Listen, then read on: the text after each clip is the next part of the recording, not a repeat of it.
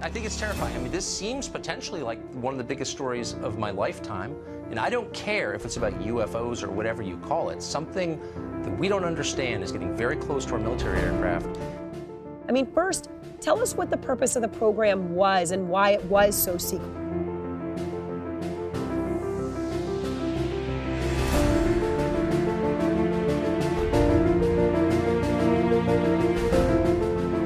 It is President Trump's belief that the United States must remain as dominant in space as we are on land and sea and the air. And your charge is to see to that mission with the United States Space Force, to defend this nation and to defend our ideals. What the federal government is doing when it comes to UFOs. So if I could just ask you, are you going to commit more resources to exploring UFOs and open the documents to the public? Something that we can't explain has happened. That is correct. Look, it's just stalled out there. I'll do whatever you ask me to do, including total transparency. And I got to tell you, there's probably some pretty good transparency needed there. There's no doubt about that.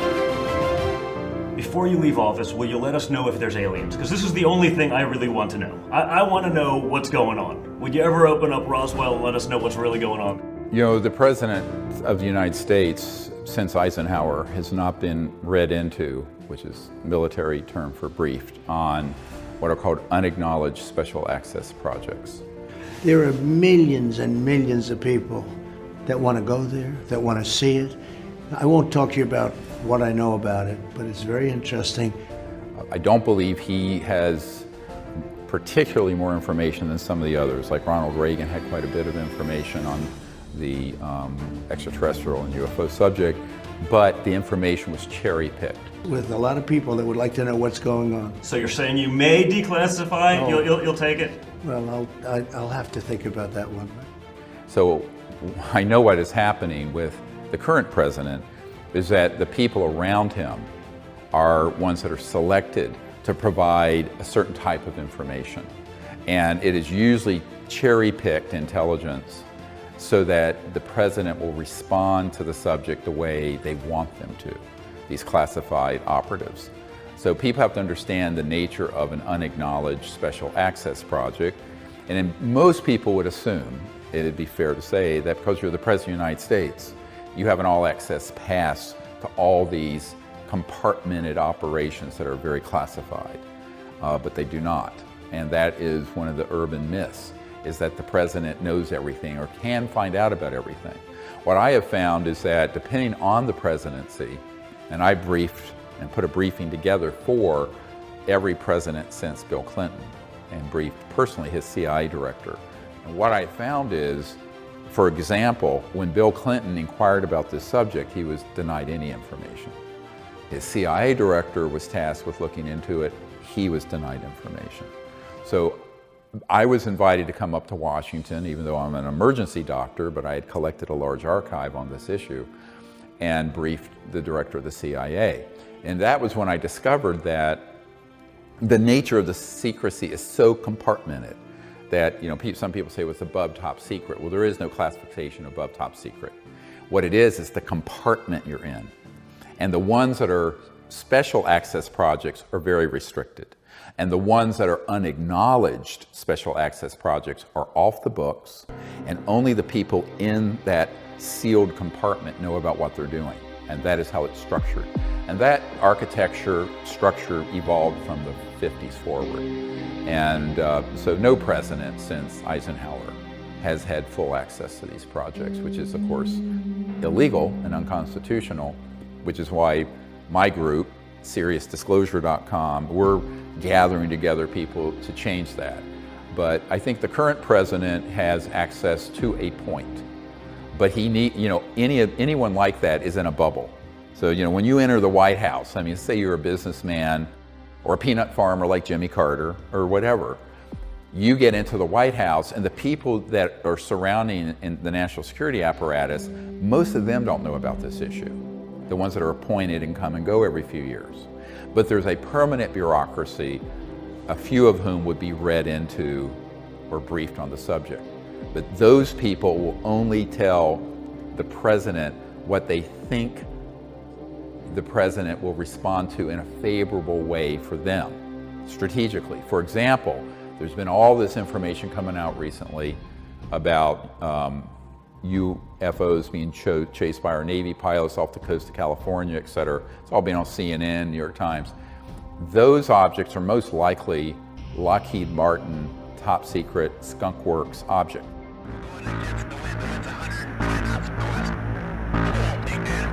A close encounter spotted by a U.S. Air Force pilot off the coast of Jacksonville, Florida. There's a new insider who's just come forward, and he's been saying that he was told that the Tic Tac UFOs were these hybrid craft that were capable of traveling through the ocean at 500 miles an hour and in the air at 24,000 miles an hour, and escaping Earth's velocity if they needed to.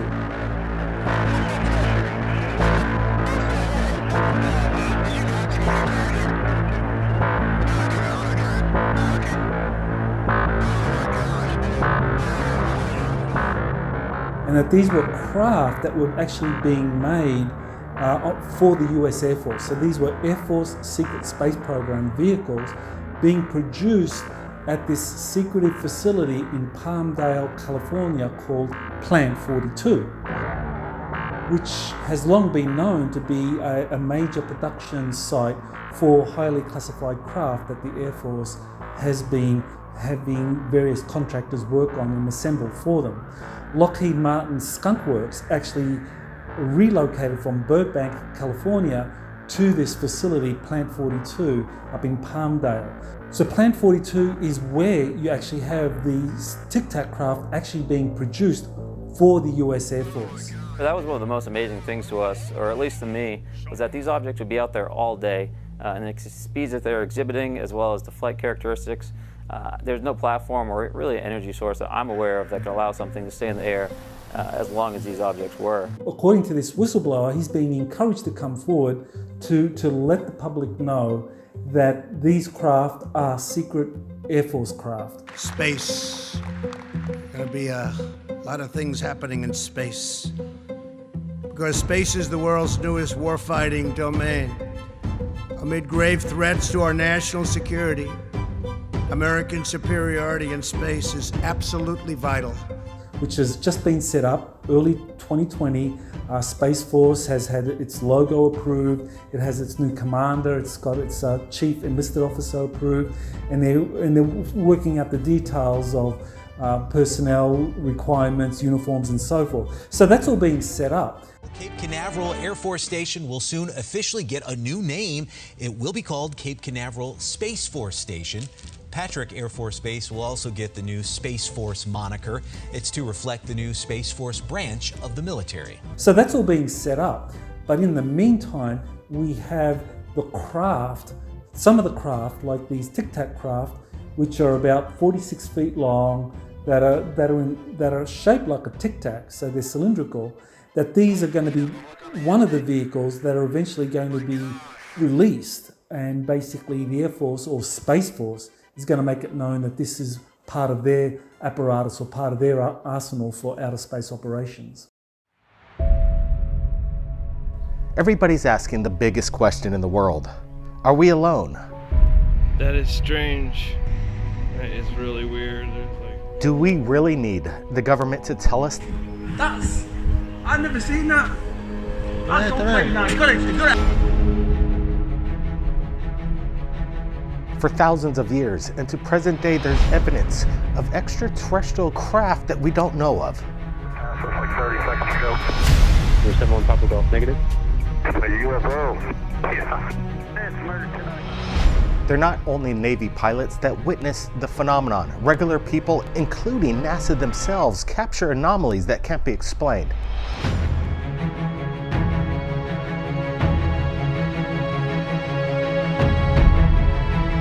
Through the eyewitness testimony and video evidence to back it up, it proves that there's something bizarre happening in the skies.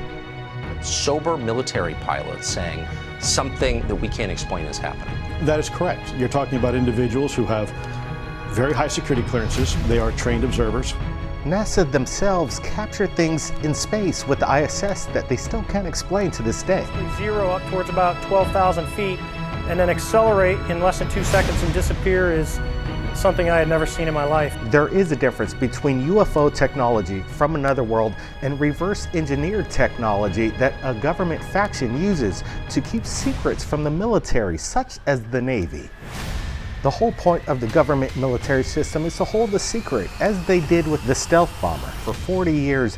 Is this the new technology that they're about to reveal to the public? The people who would be, say, briefing the president, or the Senator Marco Rubio, who made the comment, we don't know what these are. Well, we do want to know what they are. But the people who are surrounding that level of our politicians and government are not told the full story. And that's why our group is trying to correct that. We're trying to create a different dynamic and provide accurate information and also analysis. Why is it secret? Who's keeping it secret? Where is it kept secret?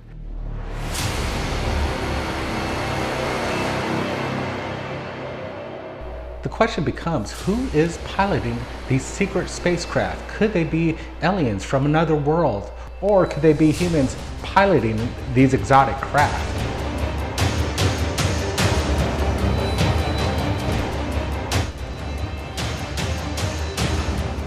We must be forward-looking in our research and development to anticipate and achieve the unimagined weapons of the future.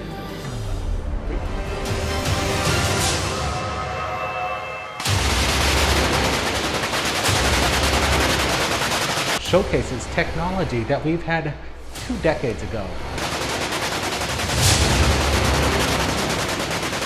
Notice the characteristics of this flying machine.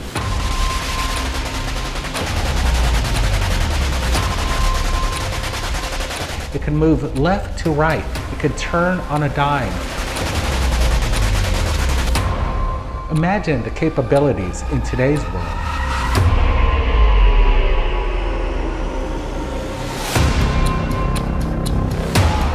The technology in this declassified video has yet to be implemented to the world, or has it?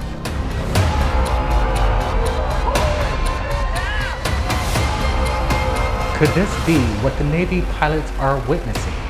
So these tic-tac-shaped craft, they're able to move really quickly through the water using a principle called supercavitation. So that's basically where you actually have like a bubble preventing water molecules from hitting the craft, creating friction and slowing it down. So because of supercavitation, the craft is able to travel through the water at up to 500 miles an hour. So this is pretty much identical to a patent that was released by the US Navy around 2018, where it talks about how this hybrid aerospace underwater craft is able to basically generate an electromagnetic field in a cavity around the craft's hull. So it's double hulled, and so between the outer hull and the inner hull you have a cavity, and in there you have microwaves bouncing around, and that generates a quantum vacuum around the craft. So all water molecules, and if you're in the air molecules, or if you're in space, plasma and so forth, are all moved out of the way. So this enables the craft to move incredibly fast through the water, through the atmosphere, and into space. So this is why this Navy patent is called a hybrid aerospace underwater craft. And this is precisely what the Tic Tac craft was doing, that the Navy pilots that recorded this craft on their videos, which have been released, and basically people are trying to work out, is this extraterrestrial or what? Well, now we know because of this new insider that these craft are actually Air Force secret spacecraft that have been built over at Palmdale, California. They're manned craft, and they're able to achieve these tremendous velocities because of this supercavitation principle that's generated by a quantum vacuum around the craft in terms of the direction it's moving at. It's probably one part of the military not telling the other part of the military what they're up to, for a good reason. I did have one very brief meeting on it, but people are saying they're seeing UFOs. Do I believe it? Not particularly. Some people think that yes, they travel between Mach 5 and Mach 20, and maybe, just maybe, they could be secret weapons devised by the Russians, the Chinese, and the Americans. Well, you know what the president formed a couple of years ago, known as the Space Force, is just an acknowledgement of operations that have already existed for decades that have to do with reconnaissance in space and putting assets in space. For example, on some of our satellites, usually run by the National Reconnaissance Office, the NRO, we have weapon systems that can target objects. And so we do have assets like that. I think what the president has done with acknowledging that is somebody has manipulated this issue in a false way to get him to respond as if there is a threat from outer space, which does not exist. And remember, these are things that happen all the time. We went into the Iraq War based on false manufactured evidence that was completely made up about Saddam Hussein having weapons of mass destruction. And you know, $1 trillion, $2 trillion later, and hundreds of thousands of people dead later, it's been well proven that that was all false information designed to support the military intelligence complex, the big contractors. So unfortunately, I think the president has been getting some poor advice on this.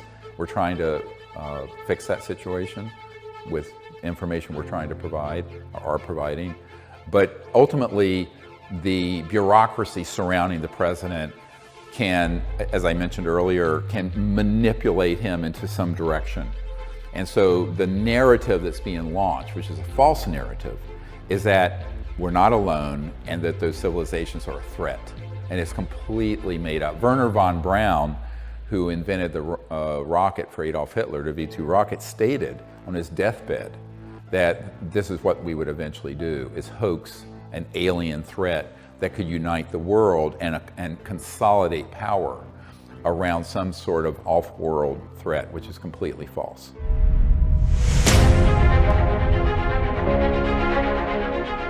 The whole aspect of the Space Force announced by President Donald Trump in recent times, he's been stated to say that maybe they want them to see what they're seeing in regards to this advanced technology. The Navy says it still doesn't know what the objects are, and officials aren't speculating. A Navy spokesman simply confirming to CNN the objects seen in the various clips are unidentified aerial phenomena, or UAPs. Just recently, in early March 2020, a video has surfaced of a joint mission between the U.S. and Navy performing jet military exercises, and some anomalous object is spotted in the background. This could be the new U.S. Space Force technology being revealed, slowly put out as a small disclosure. I think as the time goes on, more and more whistleblowers from the secret space program will come forward and reveal the technology that needs to be shared with the world.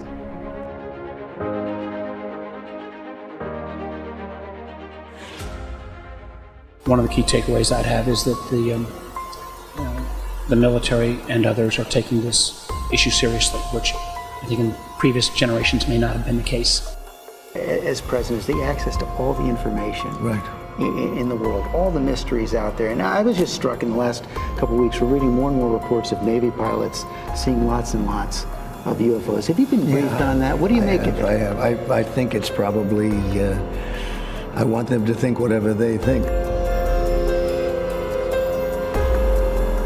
I've seen and I've read and I've heard, and I did have one very brief meeting on it, but people are saying they're seeing UFOs. So Plant 42 is a classified Air Force facility that was built from 1935 to 1956 Different contractors have been working with the Air Force to produce their most classified aircraft at this Plant 42 in Palmdale, California.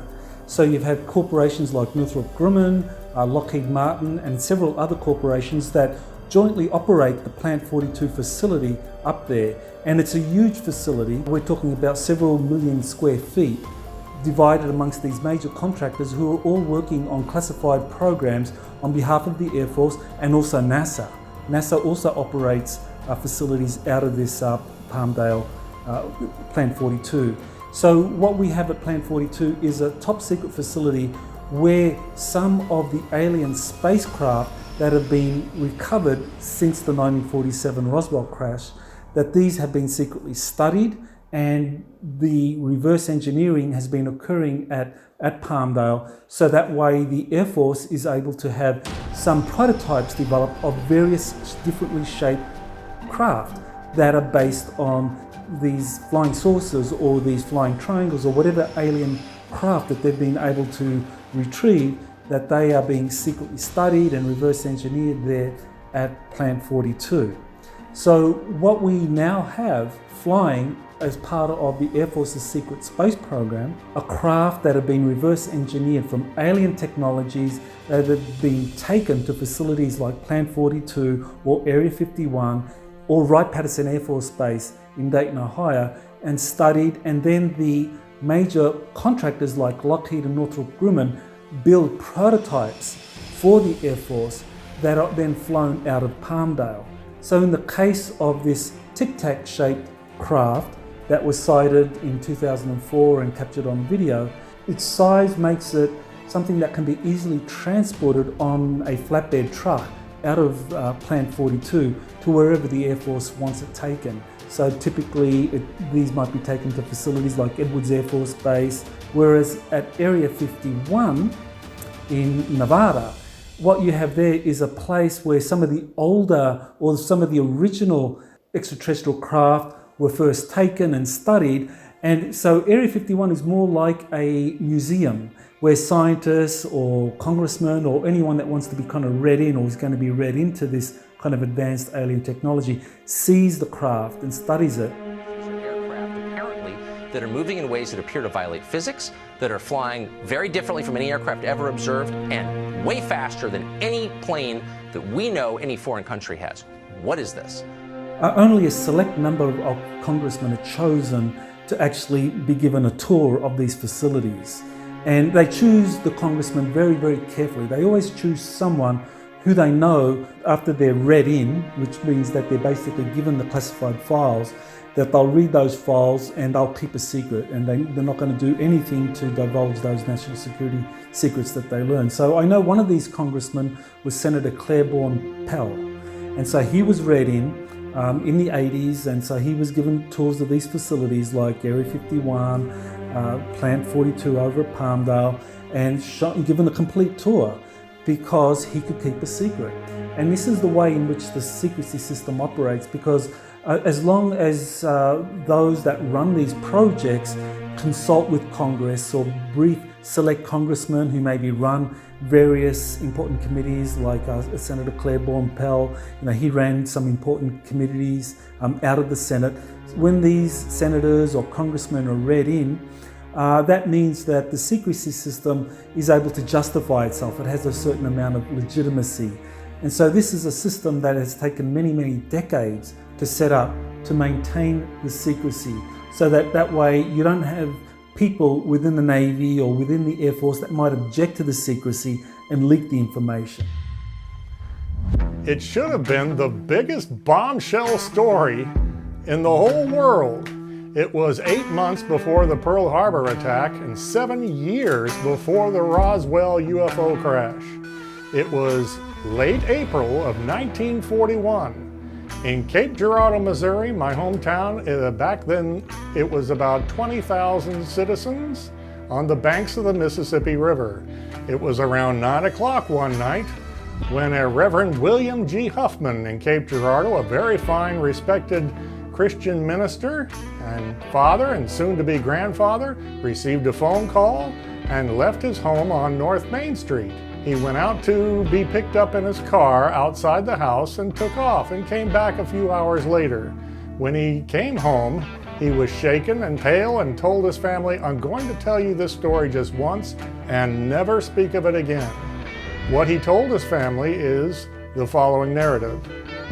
Someone from the police department or affiliated with the Cape Girardeau Police Department came by and picked him up and took him out to a airplane crash outside of town. Everyone thought an airplane had gone down. That's what was called in that evening to the Cape Girardeau Fire and Police Department.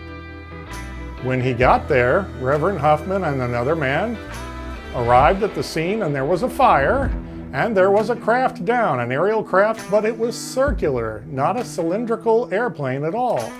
There were no human victims anywhere, but there were 3 bodies stretched out in a field, side by side, in the grass, face up. They were small and gray and very wrinkly crinkly, as if they had flight suits or skin that melded together and could not withstand our oxygen-rich atmosphere. So he did what he came for, said prayers over the first and second dead bodies of these gray creatures, which people at the time called little men from outer space. They didn't use the term, I'm told, extraterrestrial, alien, UFO. They just called it a little spaceship and little men. So Reverend Huffman said some prayers over the third body when he noticed it was breathing. Its chest was going up and down, just barely, but it was still alive. As he was saying his prayers, 2 local men picked up one of the other 2 dead bodies and propped him up under the arms and stretched his long arms out and were posing for a photograph. There was a newspaper man there who had a big news graphic camera, but he didn't use that. He pulled out a small Brownie box camera from his pocket and snapped the picture, and then he put it back in his pocket.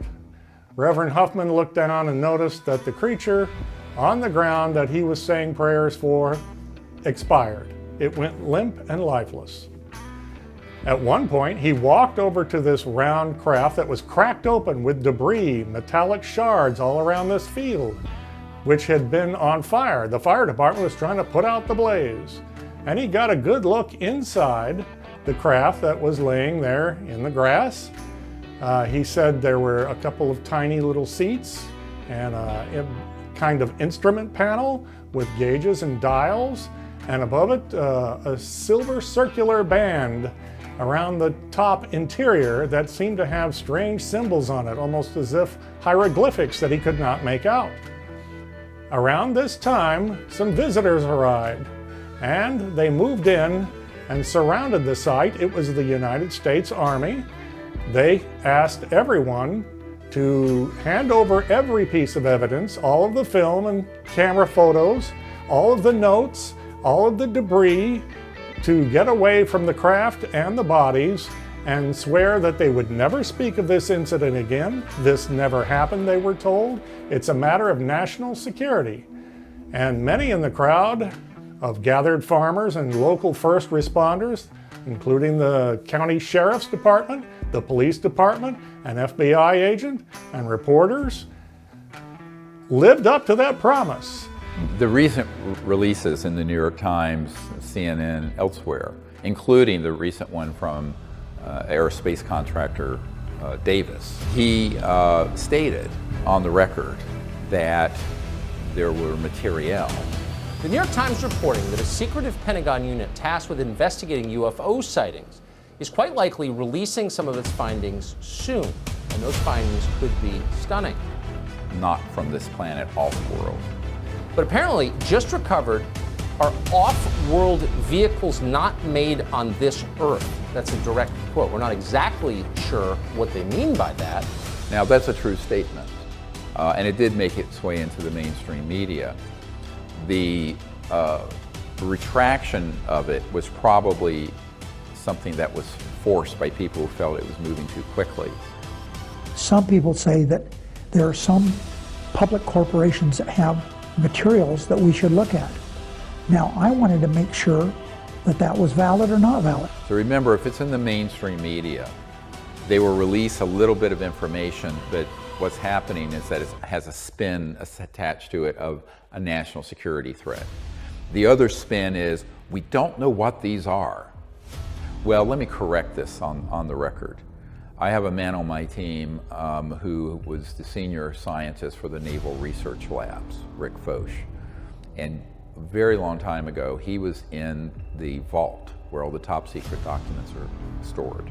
And he saw the document where we had mastered gravity control, where we could create our own UFOs in October 1954. So when people are trotted out by, there's a group called TTSA, To the Stars Academy with Tom DeLonge. That's also a counterintelligence operation. Tom doesn't know that. I mean, I knew him when he was young, and the Blink-182 group. But that information is, that whole effort is chock full of people who are being told to tell the people a very limited amount of information, and then add to it the counterintelligence spin that it's a threat, and then add to it that we don't really know what these are or where they come from. And the truth is, my archive, which now I have 980 top secret military intelligence aerospace people in my team, it's quite provable now that we do know that some of these objects are extraterrestrial and some are made by us that people are seeing. We have things flying over our military bases and places where we're conducting military exercises, and we don't know what it is, and it isn't ours. So that's the legitimate question to ask. I would say that, frankly, that if it's something outside this planet, that might actually be better than the fact that we've seen some technological leap on behalf of the Chinese or the Russians or some other adversary. We have been experimenting with these technologies since the 40s and 50s, but had mastered the basic science for lift and movement in strange ways without a rocket or a jet engine in the 50s. So a lot of people are being deceived on this, quite deliberately, because I think the bigger secret than the fact that we're not alone in the universe is that we have highly classified projects that have technologies that would make your hair curl, that are so advanced. But the bottom line is, if there are things flying over your military bases and you don't know what they are because they're not yours, and they exhibit potentially technologies that you don't have at your own disposal, that to me is a national security risk, and one that we should be looking into.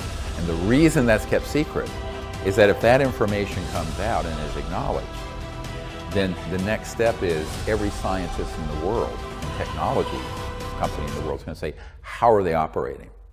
And when they ask that question, it'll be answered. We have the answers. And it's the end of oil, gas, coal, public utilities, internal combustion engines, jets, rockets, all of it's obsolete.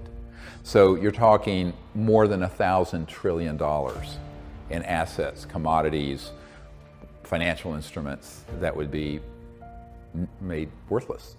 So the secrecy has to do with geopolitical power and control and financial control and power and corruption. So when you see a story like that in the New York Times, you have to understand what the context is. There are people who are being allowed to say a certain amount of information. If they say something too far, then they're going to try to retract it because there were so many people saying, what? We have a technology project studying these things? For how long?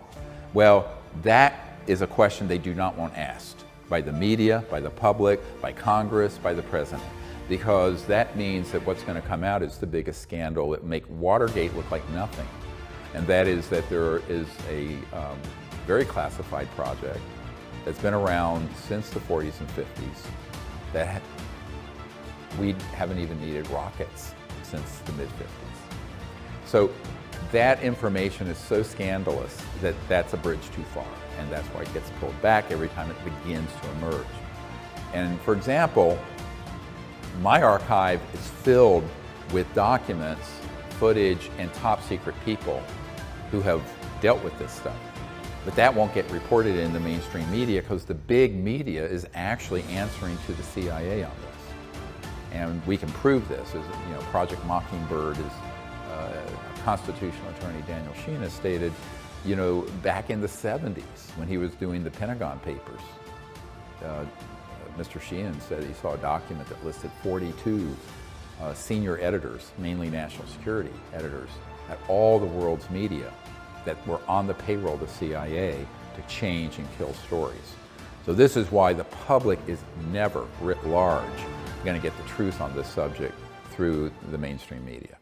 The U.S. Navy has finally acknowledged that videos appearing to show UFOs flying through the air are real. They don't call them UFOs, they call them unidentified aerial phenomena.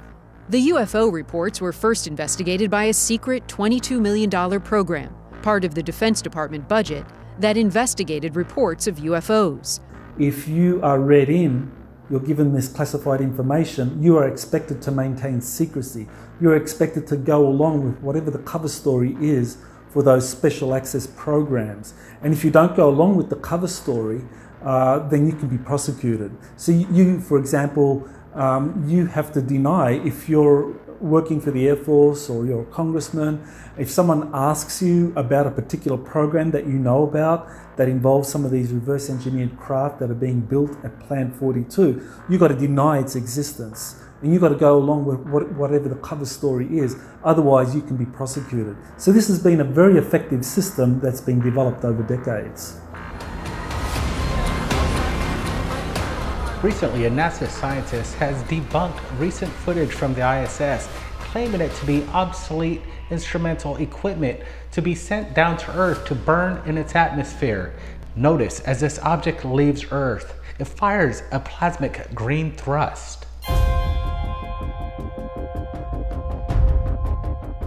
This is obvious evidence of the International Space Station being visited by something from another world or something from a dark project.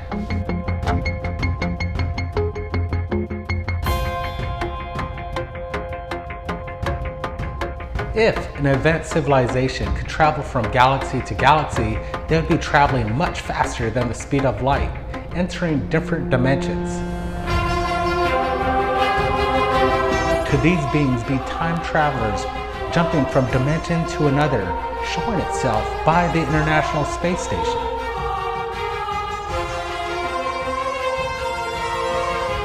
December 8th, 2018, a mysterious craft approaches the Cargo X space station as it rendezvous with the International Space Station.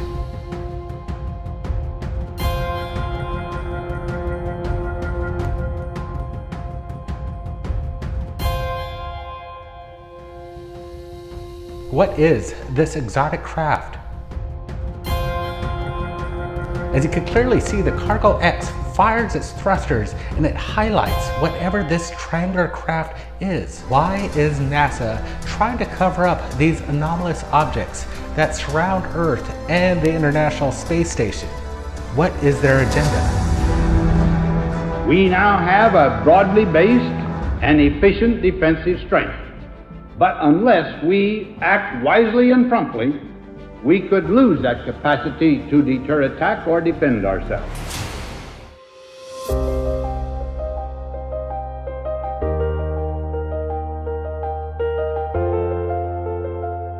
Dr. Salas had a question whether or not we could take alien technology, do reverse engineering, and incorporate it in today's modern military warfare aircrafts, such as, could we build the Tic Tac?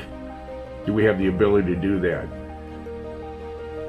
My answer to that would be, I believe yes. Ben Rich, Kelly Johnson, others have indicated that we have taken technology from various sources, modified it to meet our needs. We have the technology to send E.T. home. He said that in a speech at UCLA shortly after he retired in the mid-90s. If we have the ability to take E.T. home, that means we have the ability to go to the stars.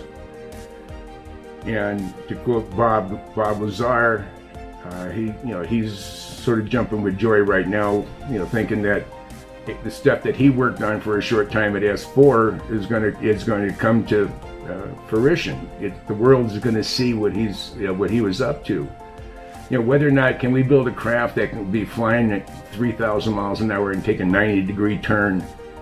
That technology exists today, not in a manned system, but in an unmanned system. You know, you question about alien technology. It was rumored that it took DuPont 15 years to reverse engineer Kevlar. And nothing about it is found naturally in nature. You had it was a compound of a number of different components, and it's a very, very special fabric that allegedly came out of the crash site at Roswell. Same with integrated circuits. I mean, in 1947, we were still dealing with vacuum tubes.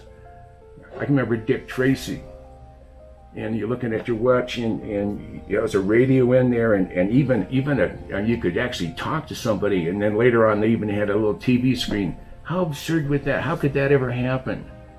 Well, if you have an Apple Watch, it checks your EKG. Where did all that technology come from? Did it come from the crash site at Roswell? Did it come from S4, where Bob Lazar was doing research, reverse engineering on the propulsion system for alien spacecraft? I don't know. Visible entities saying the government has told us that we have craft not made of this earth. The United States Army, today it's the Navy, it's in control of all the super secret stuff. And they doled it out to various companies and allowed them to patent patent it if they could figure out how to work it. And they did, and that technology is what we enjoy today. Well, what are called the Tic Tac that was reported all over the media in the last couple of years has been confirmed. Honestly, without more data, it's hard to say what that was. It could have been an experimental object from Lockheed Martin Skunk Works or some other contractor. It's technically possible it was ET, I doubt it, because the extraterrestrial objects are actually also trans-dimensional. I would say is that I'm agnostic about where that footage came from.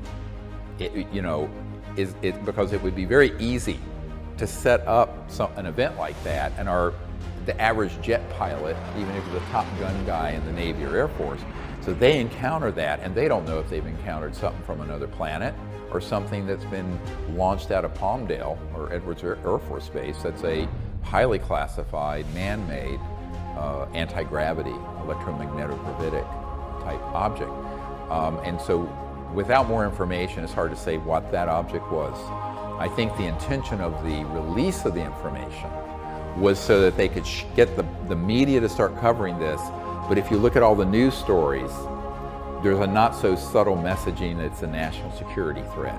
That's what keeps getting used by Senator Rubio and by the media and the New York Times and CNN. So that narrative is the purpose of the release. The release of that footage in and of itself is really not significant. We have in our archives much better photos and videos of ET craft and UFOs, much better. I think it was because it was something that had the imprimatur of the Pentagon on it, and they could attach this false narrative to it.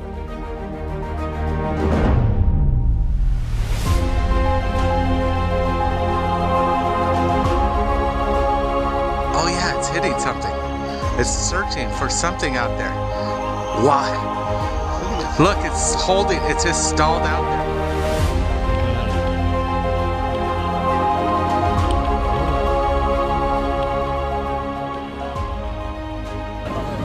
Yeah, they're staying in one spot here. Yeah, a triangle.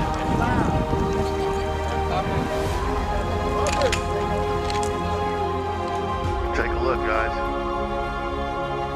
There is some wild-looking crap in the skies. Holy piss. I'm gonna put my hat on backwards. I don't know what's going on. I hope these are...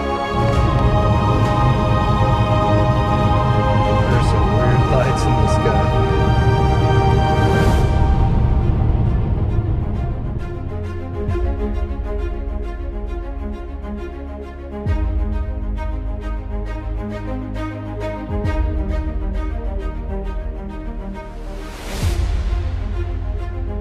Russia, China, and the US are all locked in this race to develop these advanced technologies.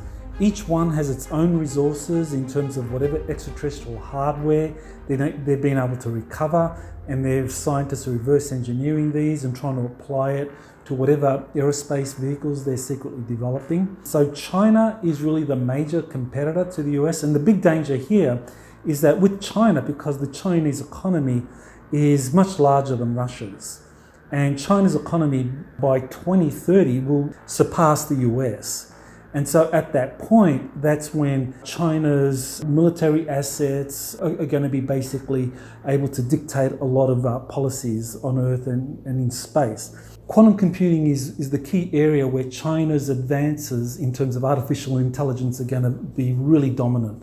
Because China has a vast population, it's rolling out things like voice recognition, facial recognition, it's using a lot of drones, it's moving fast ahead in terms of like driverless cars. So it's developing AI much more quickly, and so its quantum computing capacities are increasing rapidly. This is one of the things that is really worrying a lot of military analysts. Like, how do you deal with China moving so fast ahead in terms of AI, quantum computing, and the US isn't really putting as much resources into that and lacks the kind of the human infrastructure, the human capital to develop artificial intelligence to the extent that China is.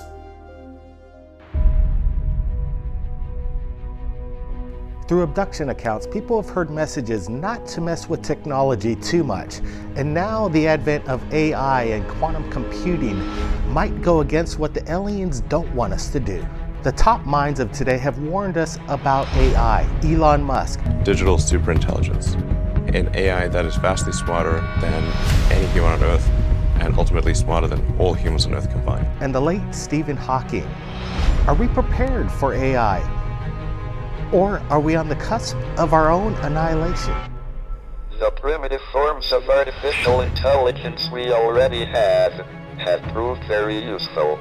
But I think the development of full artificial intelligence could spell the end of the human race. Once humans develop artificial intelligence, it would take off on its own and redesign itself at an ever-increasing rate. Recently, Google announced quantum supremacy. The tech giant says its quantum processor was able to perform a complex mathematical calculation. They asked the most advanced computer we have now in their new quantum computer a mathematical algorithm question. It's going to take the most advanced computer we have today 10,000 years to answer the question. The new quantum computer has answered it in less than 2 minutes. The implications behind this advanced technology and the information we'll learn from it can change the world forever. If you could just imagine the Jetsons.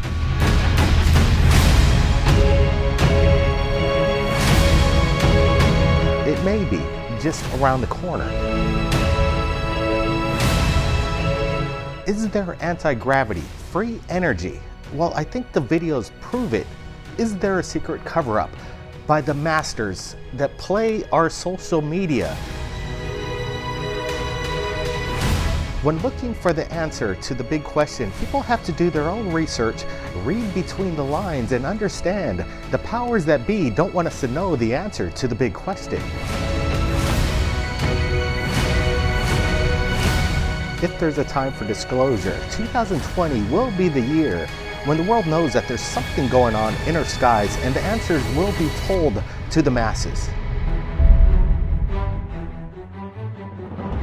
Well, I think, the whole issue about AI, quantum computing, in and of itself, it's like anything.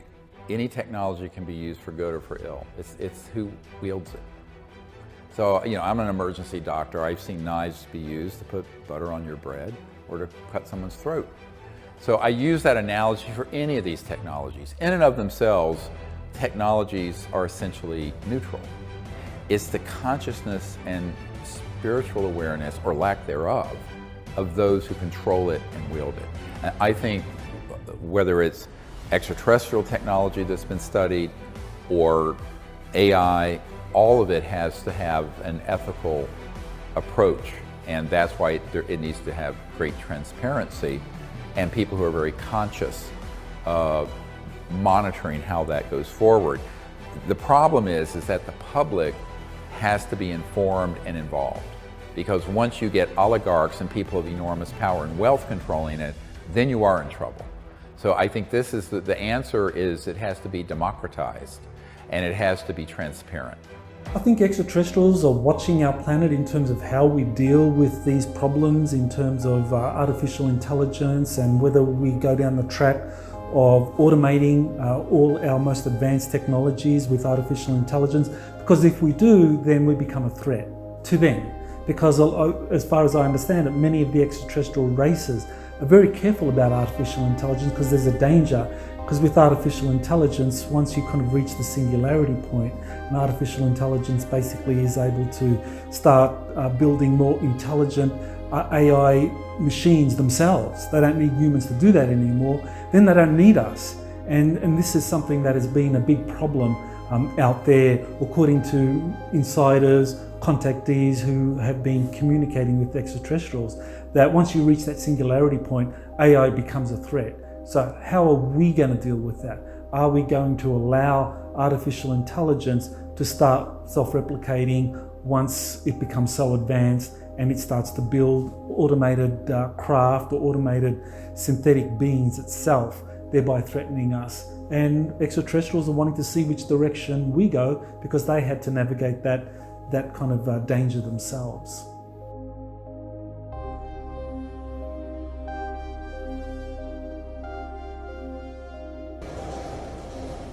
We're rapidly headed towards digital superintelligence that far exceeds any human. I think it's very obvious.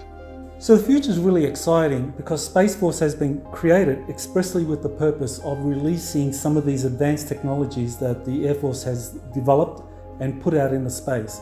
And so with Space Force, it's now been set up, and over the next 12 months, you're going to have personnel being shifted in from various military services, from the Air Force, from the Navy, from the Army, and then they're going to be starting to release some of the advanced technology. We're talking flying rectangles, flying triangles, flying saucer-shaped craft, and even these tic-tac-shaped craft.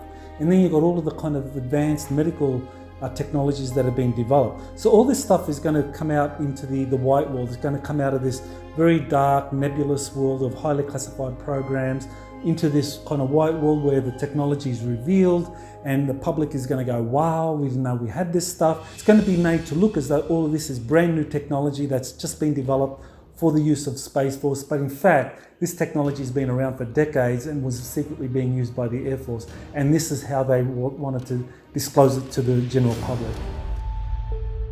I think the AI technology is less of a issue for the next 10 years than the release of the basic operating system, let's call it, of zero-point energy and anti-gravity. For the simple reason is, so what if you have a supercomputer or AI, if the way you're running that machine in your server farm is off a fossil fuel grid that's destroying the biosphere? So all that stuff is interesting and people can get all involved with it, but let me introduce a concept from my career as an emergency trauma guy. You triage things.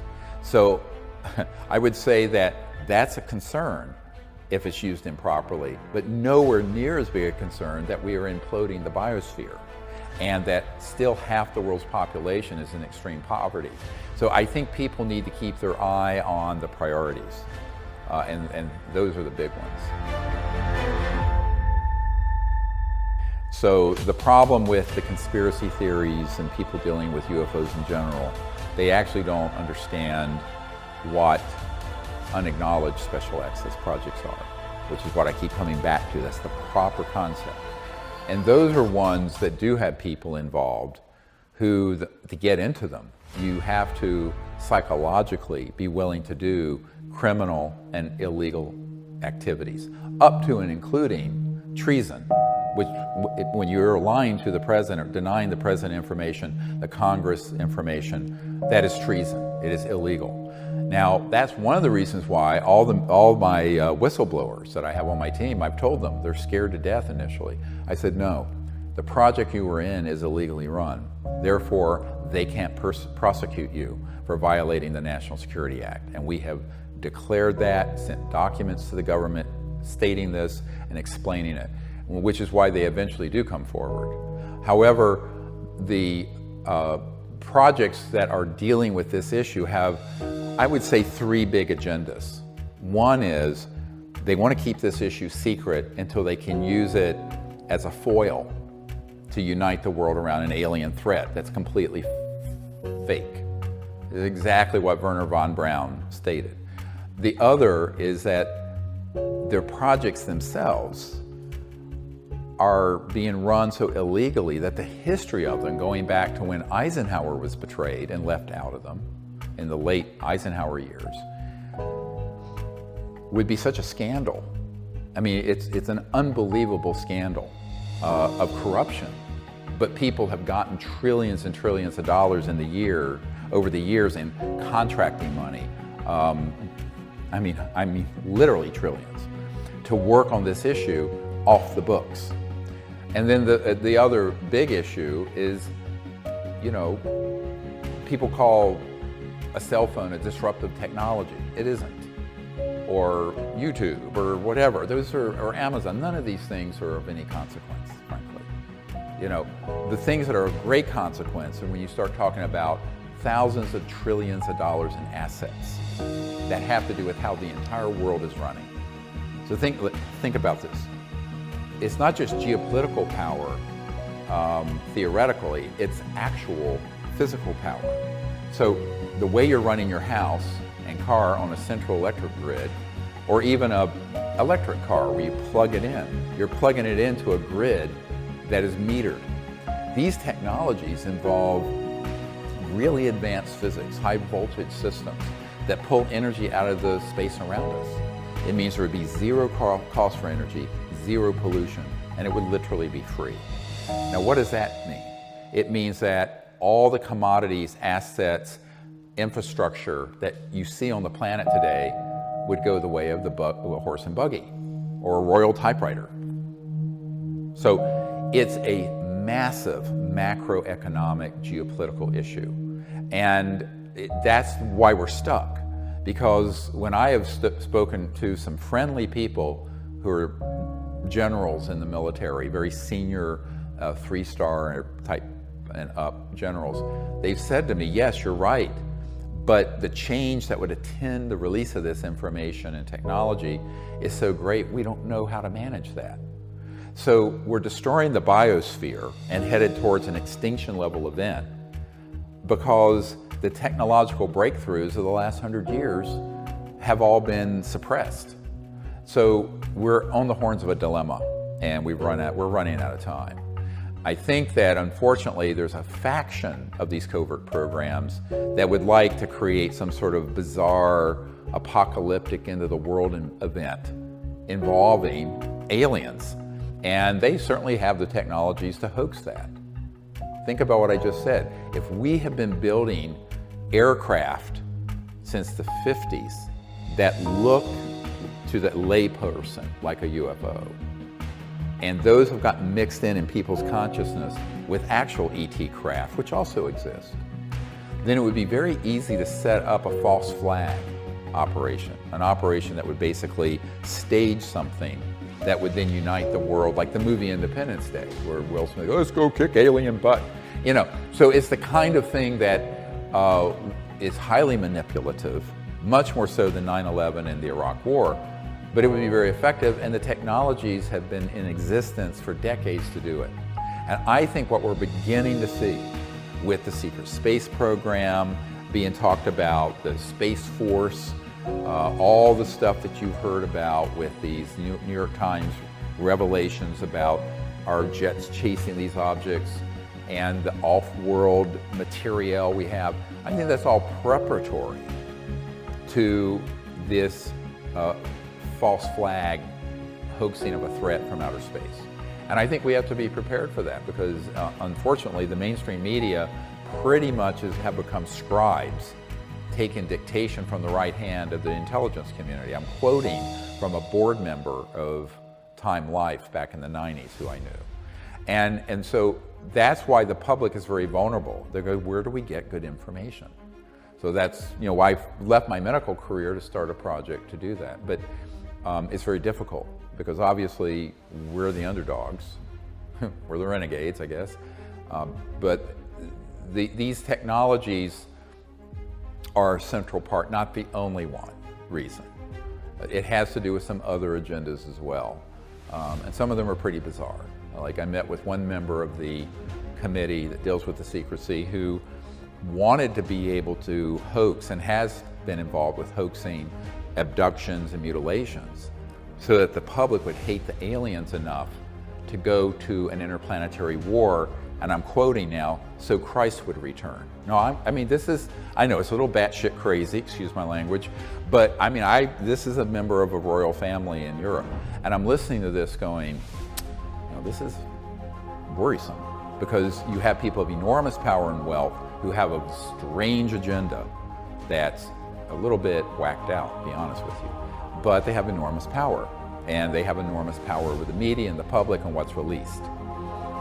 It's probably time to stop calling people who believe in UFOs crackpots after the recent revelation that there's actually a Pentagon task force looking into them.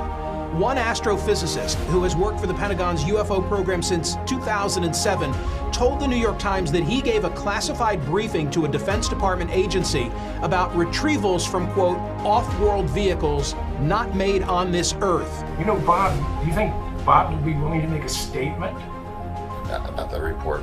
And that we would record. It could be a brief statement saying, "Hallelujah! I'm finally vindicated." Actually, I'm not 100% on that. I'm not completely convinced they're going to let this stay like it is.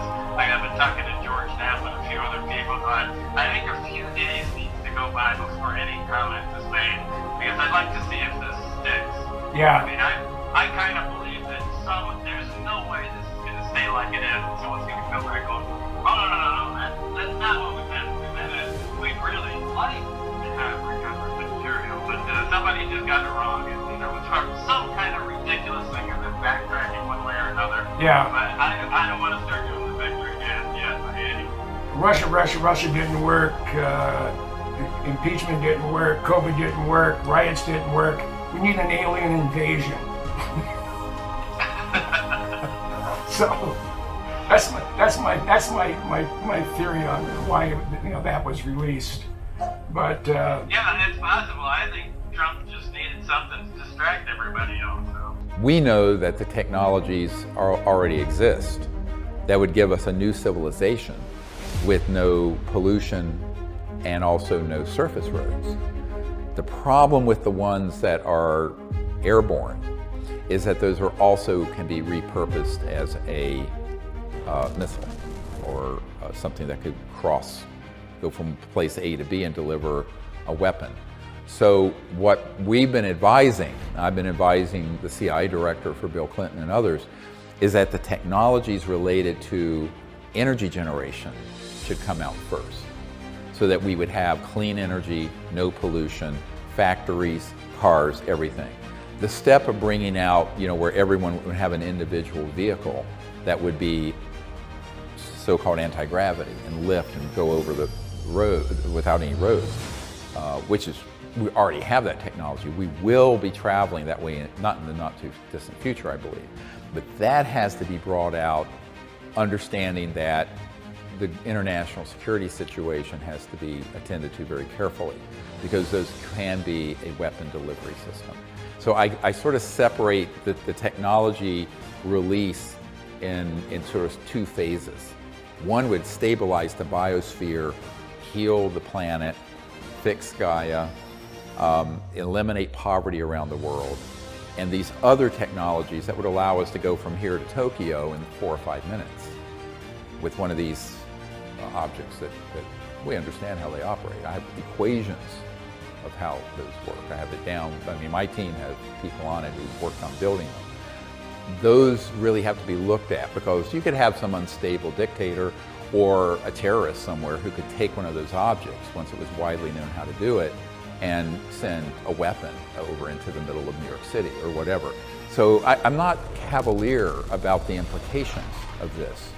And I'll never forget I was on at the JY Ranch in the Tetons, the Rockefeller Ranch. One of the members of the Rockefeller family, David Rockefeller, is part of this committee keeping this secret, but the philosopher king of the family, Lawrence, really wanted all this out. So he hosted us at the Rockefeller Ranch, and then later the Clintons there to receive a briefing. And one night I was out on the deck of this place, the porch, and Lawrence Rockefeller, it was in his 80s, came up to me and he said, you know, we really need this to come out. And I said, yes. So what are you going to do? You're a Rockefeller, you're old and you're rich. I'm a young doctor. And he says, oh no, my family's already jumping up and down on me for even having this meeting. And then he said, look, the implications of this knowledge and technology coming out, those implications are so vast and so profound, no aspect of life on Earth would be unaffected. I said, yes, Lawrence, that's why it's secret. But it's also, the secrecy is killing the planet.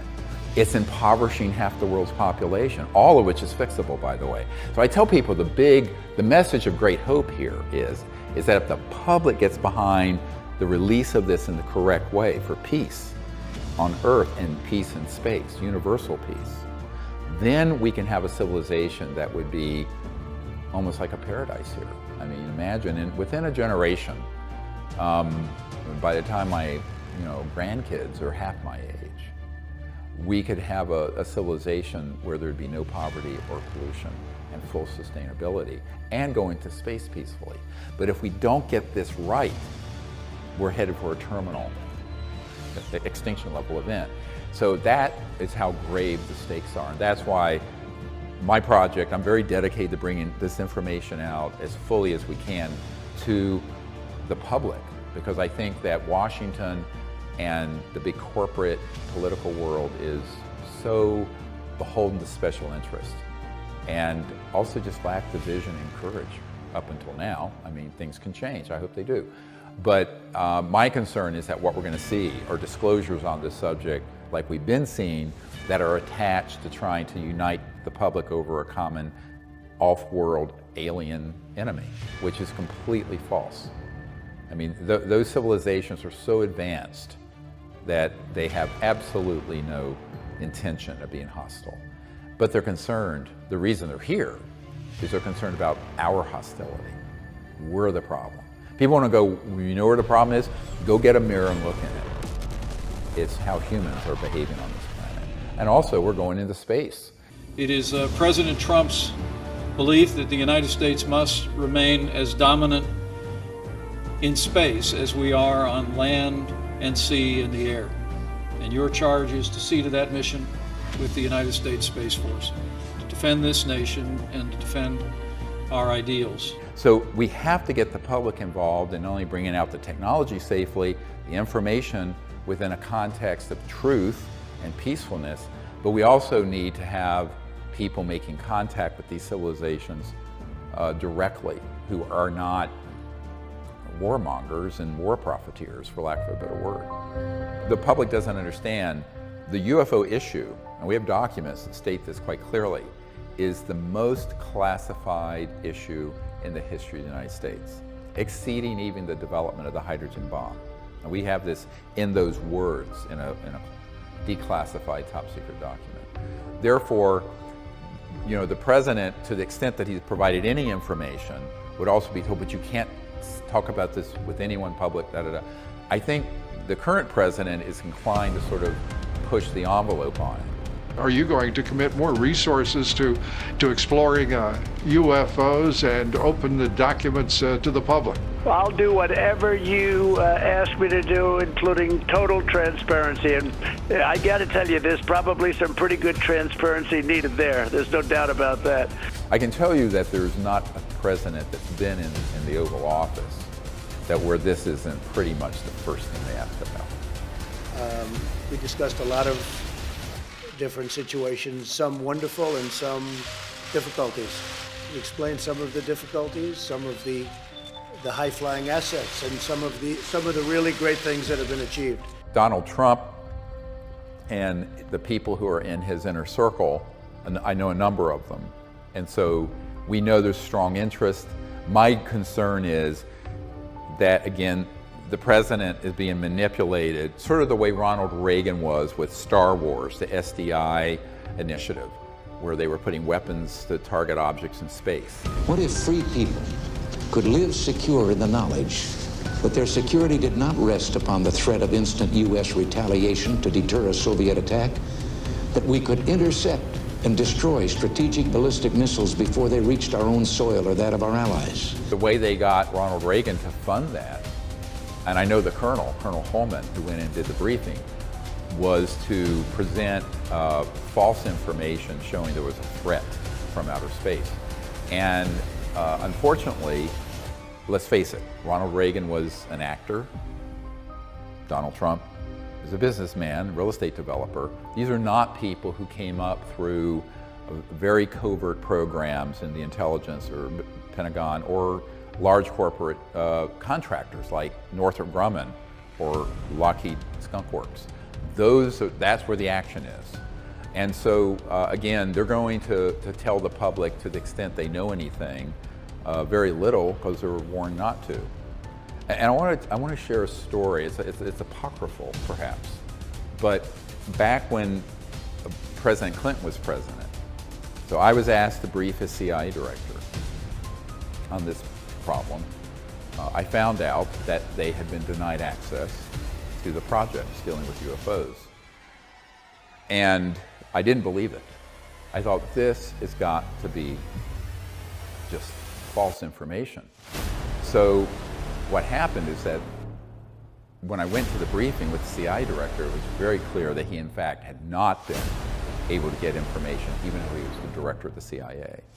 Said that if the president did what I was recommending, which was to terminate this secrecy, bring the information out, but also bring out the technologies that would get us off oil, because that's how those UFOs are moving. Figure this out. Then, you know, if he did it, and this is one of his best friends, looked me right in the eyes and said, we're convinced he will end up like Jack Kennedy.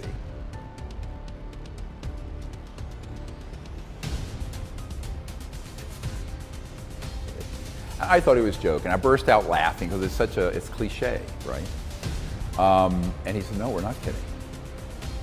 So I said, well, then we are in real trouble.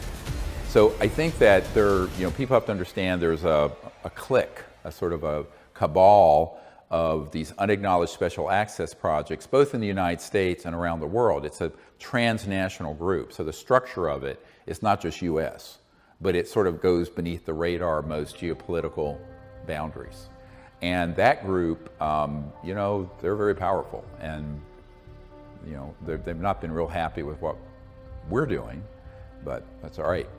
They understand that for the most part, with enough inducements or threats, they can get their way, and they normally do. George W. Bush, who we did provide briefing to, and Andy Card as Chief of Staff, we directly gave a briefing to. But Bush wasn't that interested, and the guy running these kind of covert programs was Vice President Cheney. And he was on the committee dealing with the secrecy. We know this. And then, of course, we had President Obama, John Podesta, who ran Hillary Clinton's campaign and had been Chief of Staff for Bill Clinton. We had provided a briefing for Obama through John Podesta. The problem is that in that situation also, they were not providing information to Obama, and now we have Trump. So my history with Trump is that as soon as he got nominated, a member of one of his delegates, who I know, for the Republican National Committee, asked me to put a briefing together, and that was put into his hands. Now, subsequent to that, there were senior disinformation agents who were put into the Trump campaign, embedded as trusted national security advisors, which were put in place to neutralize the information we were giving them and sort of debunk it. That's how it works. So now we're at this point where everything's in dynamic flux. We'll see what happens in the next year to 3 or 4 years. Do you feel threatened or intimidated in regards to the information you're sharing with us? Look, I've been doing this for 30 years, and I've been briefing people at the level of the CIA director, members of the Senate Intelligence Committee since I was a fairly young doctor. So at this stage, I'm accustomed to the social opprobrium and condemnation and all the stuff and the threats. And I mean, you have to remember, when in 1992, the head of Army Intelligence offered me personally $2 billion if I would be quiet and not talk about this stuff. And I refused. I said, no, I'm not going to be corrupted that way. And I said, I don't need your money, frankly. I don't want it. But then the threats really came in. And between 1995 and 98, there were 3 people on my team assassinated, and I was almost killed. So that was a very dangerous time. At this point, we have really good systems in place, frankly. I won't go into it. And the pressure I feel, personally, is that we're running out of time. Because it's a little bit the concept of V2, Victor 2, when you're going down a runway with a plane. Victor 2, V2, is when you either have to go wheels up or shut the engines down because you're going to run out of runway. Our civilization is at the end of the runway of this particular era. And if we're going to launch into another era, it has to be an era of not only world peace, but universal peace in space, and these technologies coming out and living together in a civilized way. So we can only run out the clock so long. And remember, we've had 100 years since Nikola Tesla, where we could have had a lot of these technologies out, at least the ones for generating energy. And we are destroying the biosphere for no good reason.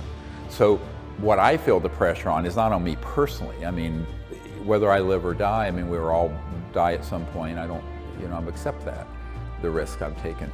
What worries me is that the public keeps getting misinformed on this by charlatans who, are presenting stuff about, oh, the aliens are abducting us and mutilating cattle, and there are the good ones and the bad ones, and they're all fighting in space in an intergalactic war. Well, that's all disinformation concocted and staged by the intelligence community. So everyone keeps getting diverted into rubbish and nonsense. What I'm concerned about is that the real issues that are sitting in front of us, we've got to come together as a people and fix. And the pressure is the earth, there's this old saying, the earth will cast off her burden. We're the burden, and the earth is being really damaged severely by how we're living on the earth. But that's fixable. View this, there's a black box with all the technologies that would give us a civilization that's sustainable, peaceful, etc., and that's been around for decades. And we've got to find a way to come together and make that happen. But that's not of any use if we go with that kind of technology into a shooting war with these interstellar civilizations, which have not attacked us at all because they're not like that. They've evolved spiritually way beyond that. So I think that the pressure that I'm feeling is that, having been doing this for 30 years, is that I don't think we have 30 more years to waste. It doesn't matter about me personally, I'll be dead probably by then. But the earth and our civilization cannot endure the kind of foolish behavior and wrong-headed living on this planet when, we can create a whole new world. There are a lot of people who are putting information out that is of questionable value. Some people have done a very good job trying to move it forward. My biggest concern is people will take a lot of the evidence that we've collected, including some of the top secret witnesses, military and intelligence, and then they'll spin it into this false narrative of a threat. And that's what TTSA is doing. Unfortunately, that's what a lot of the people in the UFO subculture is doing. And the media covers that preferentially because the intelligence community that's embedded in the media wants that narrative out. They want a war narrative out. They want fear. They want this to be a freak show and a horror show. So if someone stands up and tells outrageous information and under the guise of disclosure, people will just lap it up. They just think, oh, wow, look at that. even though there's no foundation in fact or evidence for it. I think it's terrifying. I mean, this seems potentially like one of the biggest stories of my lifetime. And I don't care if it's about UFOs or whatever you call it. Something that we don't understand is getting very close to our military aircraft, and the government isn't responding adequately. And I hope you keep sounding the alarm on this. That's my concern. It isn't that there aren't people trying to do it. It's like, what wisdom is guiding that process? So I think that information is one thing, knowledge is another, wisdom is rarer. I think we have to approach this very wisely because we're playing with fire here, and the way that a lot of people are taking the disclosure information that we initiated and then repackaging it as a threat. That is my biggest concern because I know it's false. Can you tell us any insight, any secrets that could blow the lid off everything? I don't know if I can talk about it. Let me just say I know of two factions within the intelligence community working to move this information out. You know, I recently had a phone call with a senior member of the intelligence community about, you know, these competing plans that are happening, and there are some things in the offing in the next 2 or 3 months that, if they come to play, would be rather disturbing.